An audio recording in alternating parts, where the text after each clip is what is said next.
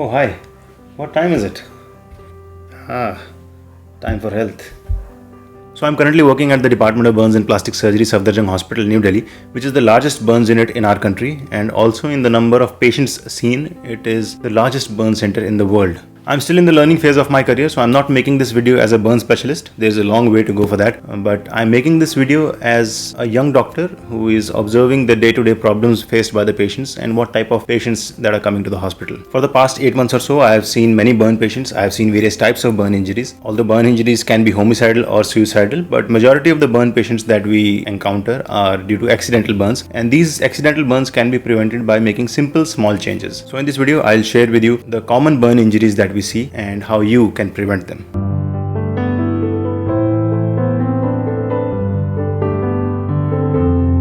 And since we are in the times of COVID, let's start with the newest type of burn that we are seeing now, that is the sanitizer burn. I think this was told on every media platform from urban areas to the rural areas that sanitizers contain alcohol and alcohol is flammable. Now sanitizer bottles are available in every household, and this has led to a significant increase in number of burns which are happening due to sanitizers. A patient had come to us who had kept his sanitizer bottle in the kitchen, and that led to a fire. Another patient who had come to us recently who was smoking, he was under the influence of alcohol and he accidentally hit something. There was a sanitizer bottle lying overhead. The whole bottle spilled on him and he sustained 75% burns. Somehow he was lucky to survive that injury, but the injury was very severe. Then sanitizer bottles are kept in the reach of children, which is leading to accidents. So please keep your sanitizers at safe places. Sanitizers were made available to you because of a global health problem, but don't make it cause more problems now. So please don't smoke or cook when there is a sanitizer bottle lying nearby, and keep the bottles out of reach from children. Another type of burn which is very common in developing countries is a flame burn, which happens due to use of kerosene lamps and stoves. Now either these appliances malfunction or the kerosene sprays out, which leads to the accident. But when people are cooking with the stove lying on the floor, that is leading to an additional risk, and this is pretty common in rural India.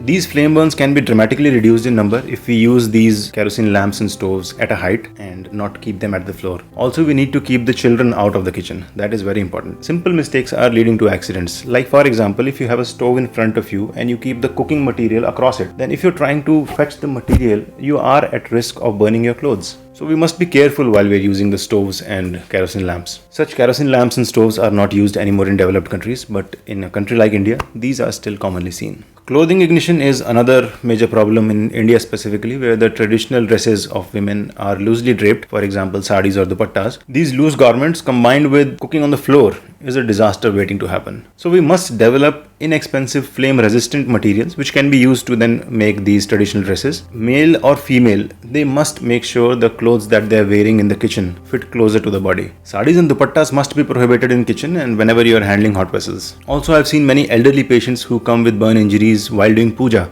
During puja, they wear traditional dresses which are flammable and loosely fitted, so they accidentally touch a diya or candle and their clothes catch fire. And since in old age your reflexes are slower, you are not able to respond in time and the patient ends up in the hospital with a severe life-threatening injury. And I must mention that burn injuries in old age is a very grave prognosis. Then there is cigarette smoking. Nothing good has ever happened with this. People smoke under the influence of alcohol or drugs. They throw the cigarette without extinguishing it properly, which is leading to accidents. And there is only one way to stop it.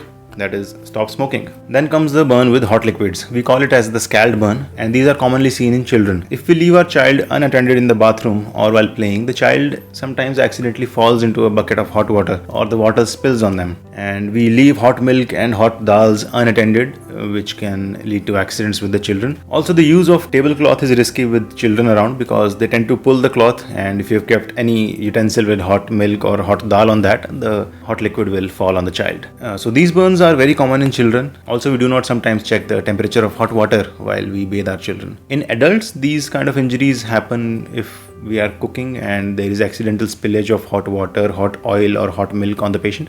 Then we sometimes pour water in the hot car radiator. That can lead to scald burns in which the face gets burnt and the upper body gets burnt. So these burns with hot liquids are sometimes very critical for a child, and the child may succumb to such injuries. So please be careful when you have children around in the house. Keep these hot liquids out of reach from children. Now this is probably the most common type of burn injuries I've seen so far.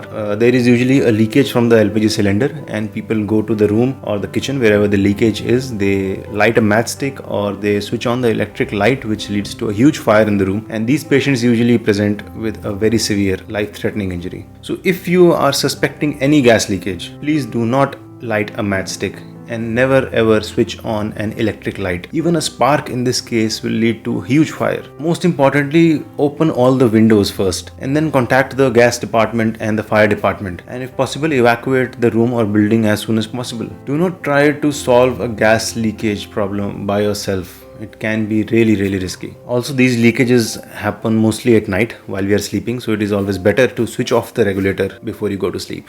But please be careful. I've even seen some people who get burnt while they were trying to fix the regulator. You need to be careful that there is nothing around which can cause a fire. Coming to burn by firecrackers, these are also very common during festivities. Again, wearing loose clothes and flammable clothes puts you at risk, and children, when they burst crackers unattended, they are at risk. Also, if you use poor quality firecrackers, obviously there will be some accidents, and all of these lead to a higher risk of burns by firecrackers. The last type of burn I want to talk about is the electric burn. You know, whenever my colleagues, we sit in the cafe during lunchtime or whenever, we usually talk about one thing, that is how bad an electrical injury can be. We are seeing so many patients in our department. We are seeing the patients suffer. Electrical injury is the worst kind of burn injury that you can imagine. They have very poor prognosis, or even if the patient survives, they usually are left handicapped for their life. The treatment also goes on for a longer period, and it can be very discomforting for the patient. Some of the common electrical injuries that I have encountered include children getting burnt while they are trying to catch